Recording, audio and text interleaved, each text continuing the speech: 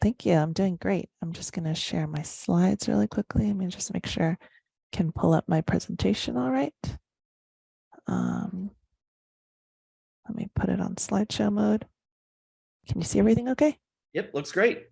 Awesome. And apologies, there's some gardening going outside where I live, so hopefully it won't be too loud because I've got my headset on.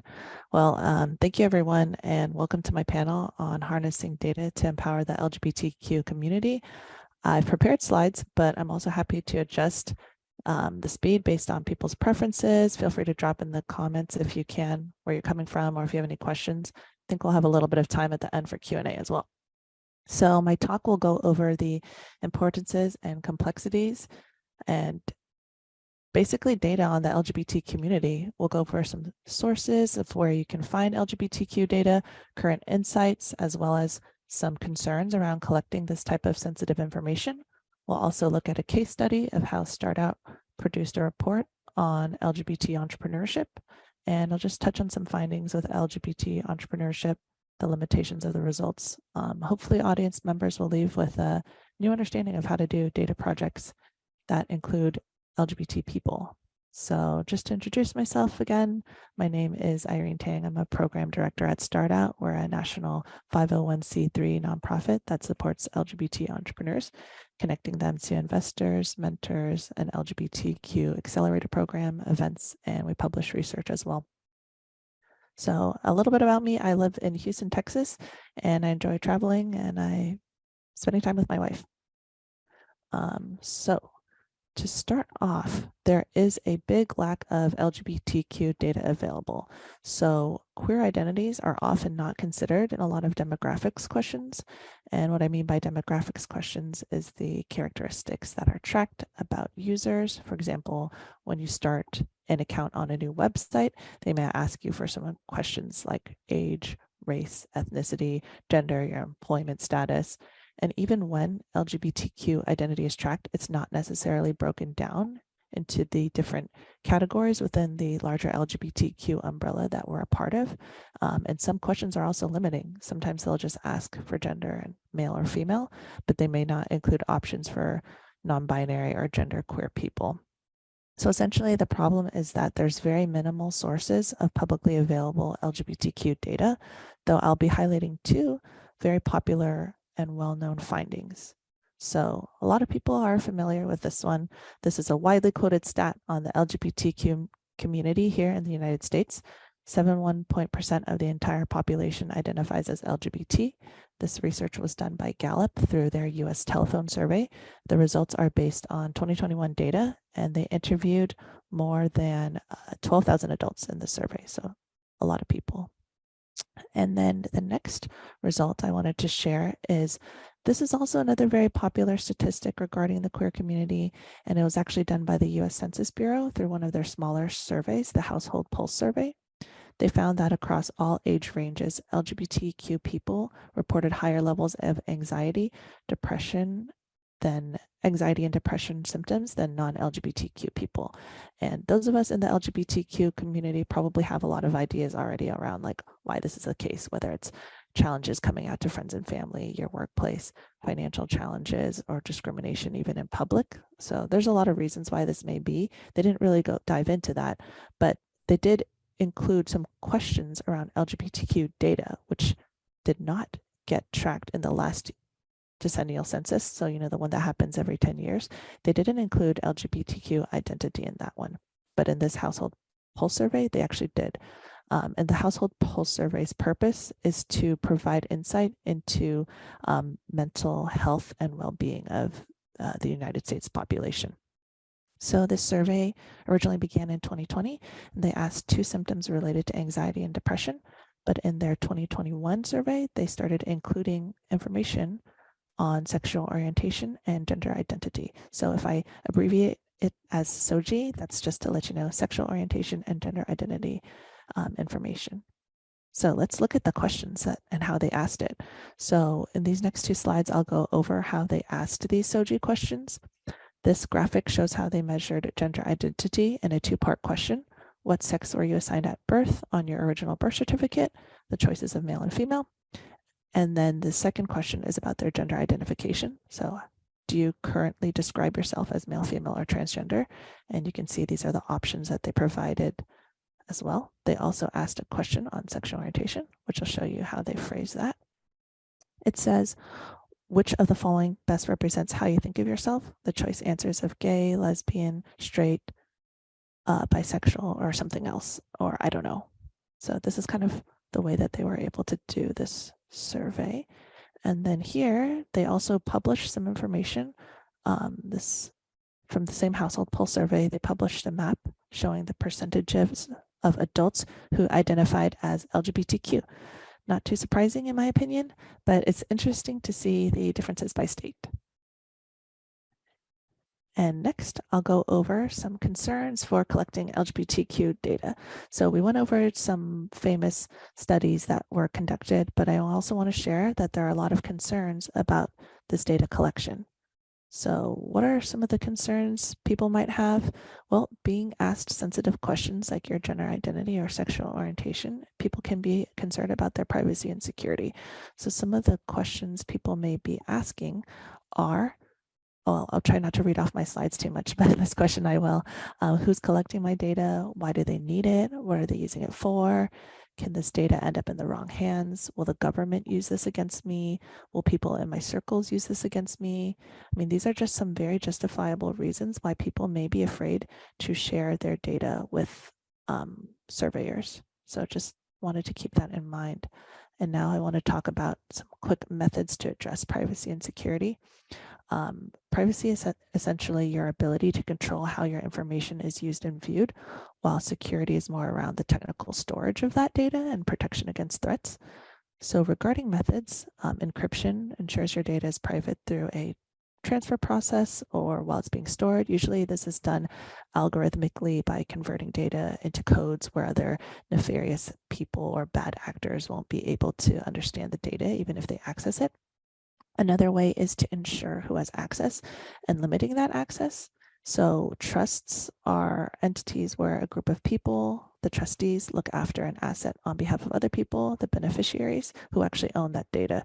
So in a data trust, this responsible group would look after the data and the rights of the users who actually provided that data. So for example, similar to doctors that have a legal duty to act in the best interest of their beneficiaries, a trust is the same way. So a cool example of this that I provided on the slide is Dionysus Health. It's founded by two trans women and they do not sell users' data and they don't own the data. They founded an independent nonprofit, a data trust, to hold all the data shared by the users in a legal trust. So another few techniques are anonymizing data. So after you collect the information, you can remove all the names of the people associated with it, or aggregation, where you, instead of reporting any individual's results, they're combined into one giant statement or summary where people would be able to understand what the purpose of it was without providing any individual names. And so moving forward, why should we care about being counted? So why should we as LGBTQ people care about being counted in surveys? Well, people need data to make decisions. Like it's hard to be able to quantify the discrimination or prejudice against LGBTQ people without data. So data is needed for employers, data is needed for governmental programs. It's really necessary for any decision makers nowadays to have data to decide.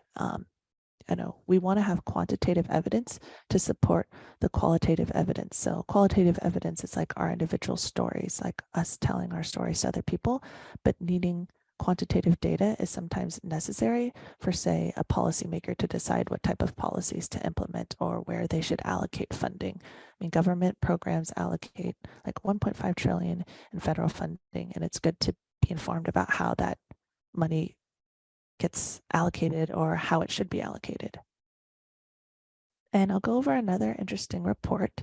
And so this is not as widely quoted, but I want to share a few slides on some insights collected by CLEAR, which is an organization called the Center for LGBTQ Economic Advancement and Research. So CLEAR, they published a survey and they analyzed 2,500 LGBTQ individuals and some non-LGBTQ individuals as well.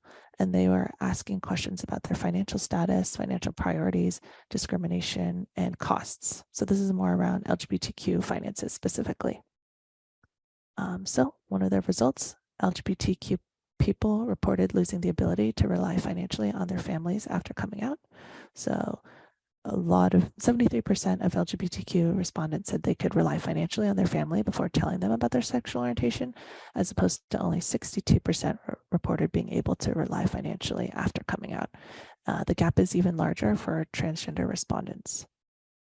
And then next, they reported far lower annual household incomes than adults nationwide. So 57% of LGBTQ people reported a household income less than $50,000 per year, compared to 36% of adults nationwide. Only 13% of LGBTQI respondents reported an income greater of $100,000, compared to 34% nationwide. Next slide. Family formation for LGBTQ folks is very expensive. 40% of parents reported having out-of-pocket legal costs related to family formation, and 43% spent at least $1,000, while nearly a third spent more than $5,000. And nearly half of people who have received some form of gender-affirming care have spent $5,000 or more out of pocket, and 1/3 reported spending at least $10,000 out of pocket. So gender affirming care, that's kind of anything that's medical, that's related to aligning your outward physical traits with your internal gender identity. And now we've kind of talked a little bit about finances and how LGBTQ people struggle. And so our nonprofit Startout focuses on supporting LGBTQ entrepreneurs, so kind of helping people get that financial independence. And I'll go over real quickly a case study about the Startout Index, so our report that we did. It's kind of a first of its kind reporting tool to share insights on the achievements and potential achievements of LGBTQ founders. It's a joint project between Startout, a 501c3 nonprofit, and Silkos Labs, a think tank run by Dr. Vivian Ming, who is one of the founders of that health startup that I mentioned earlier, one of the trans women who founded that startup. And then she actually spoke earlier today at the same summit on a panel for AI. So if you have any curiosities about our work, you can check it out, startout.org/index. Okay, so talking about why we started this project was inspired by seeing research done on refugees. So there's a couple of papers talking about how refugees are oftentimes rejected from entering other countries. However, there's actually a lot of economic evidence that having received these influx of refugees actually improved the local economies of those places that actually received refugees coming to their country. So as I mentioned, people need data to make decisions. So we wanted to figure out how can we support LGBT entrepreneurs, or even understand how poor the inclusion of LGBT entrepreneurs are in receiving funding. So what were we trying to show? We looked at 4 main factors of impact: the amount of jobs created, the amount of funding raised by these startup founders, the amount of patents filed, and the number of exits. So that's either when they have an IPO or become acquired. We also summarized some results on industry breakdowns, the impact of how much LGBTQ people could have contributed to the economy had they had equal access, and also policy recommendations by region. So how did we get our LGBTQ data? So we got our LGBTQ data from our membership. Startout having done a lot of events. We get a lot of information about our attendees and our program participants. We also have a publicly accessible survey that anyone could take. And then we also shared this through our network, and people were able to provide that survey through being connected with some of the other nonprofits that we collaborate with. So those are kind of the primary sources of how we got demographic information. Next, where did we get our company and entrepreneurial data? We used a couple of sources, some our own internal database. When people participate in some of our programs, they will give us some information about their companies and their successes. So we were able to use some of our own data. We mixed it with some Crunchbase data that we got pro bono. We also signed a contract with PitchBook where we purchased some of this data. And then we also found some other publicly available sources of how successful companies were in fundraising and who the founders of those companies were. All right, so we made some economic modeling. We used a mixture of sources, including census data, LGBTQ percentage data, like I mentioned earlier, as well as breakdowns by states.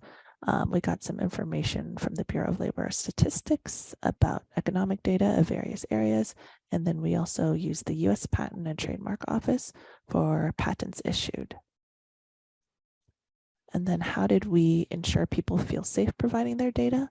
Well, first of all, we are an LGBTQ nonprofit. So one of the ways, if you're working with at-risk populations or you're trying to survey at-risk populations, it's important to usually go through community organizations that already have a network with these people so that it's somebody they can trust and understand why that person may want to use their data.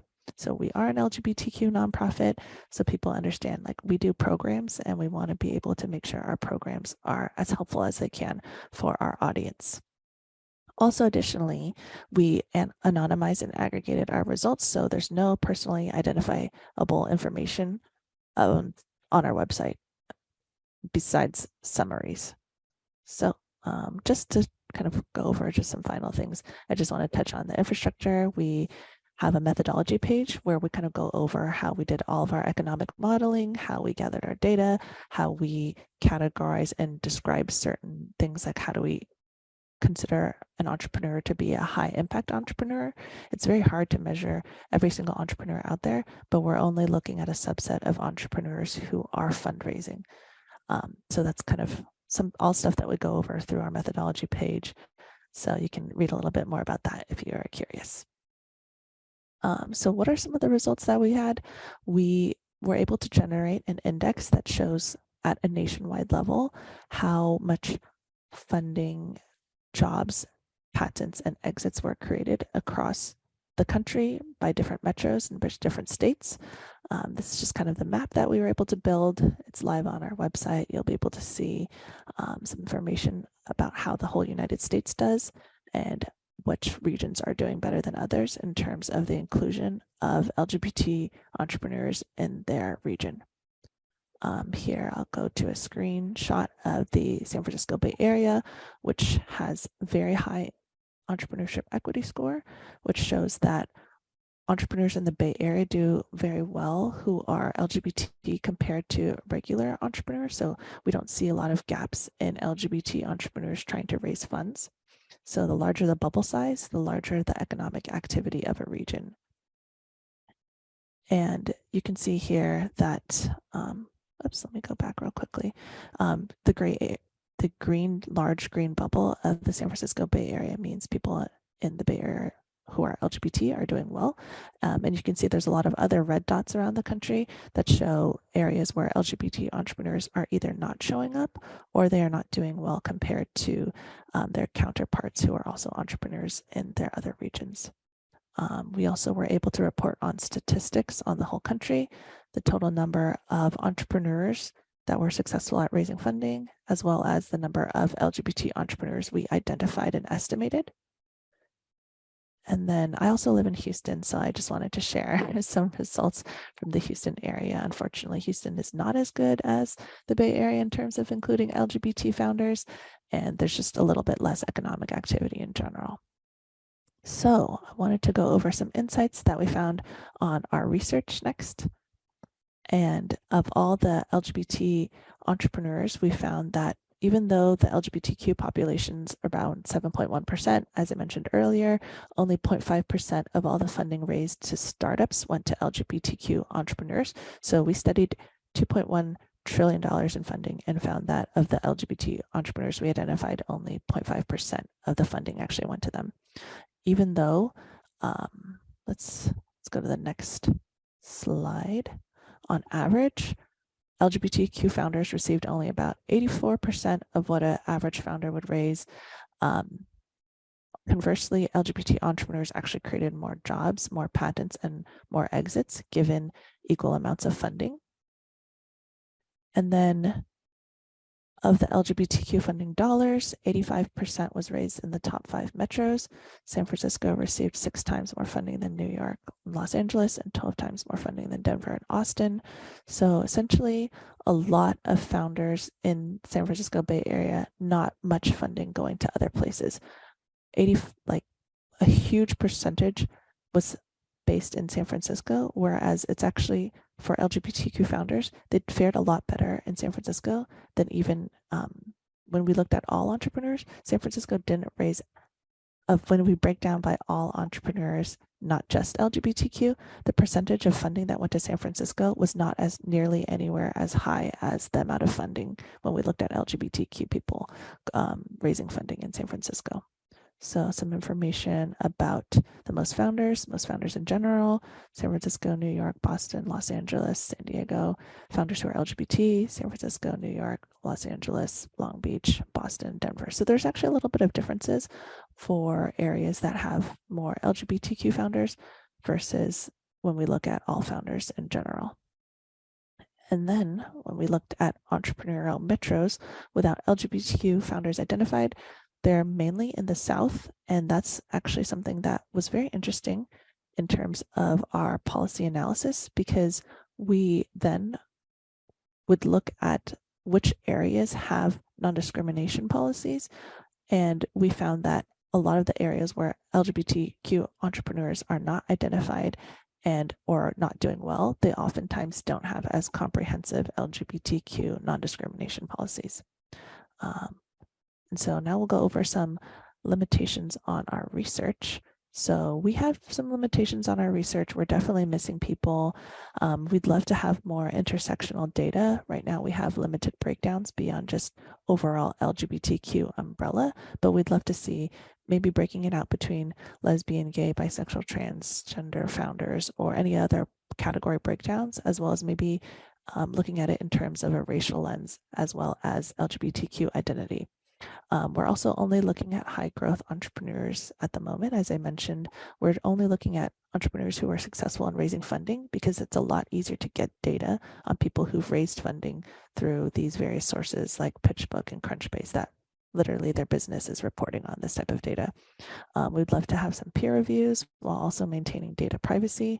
But yeah, you can check out all of our methodology on our website. This is the next phase of our research. We're about to release an article later this month on policy correlations with LGBTQ entrepreneurship.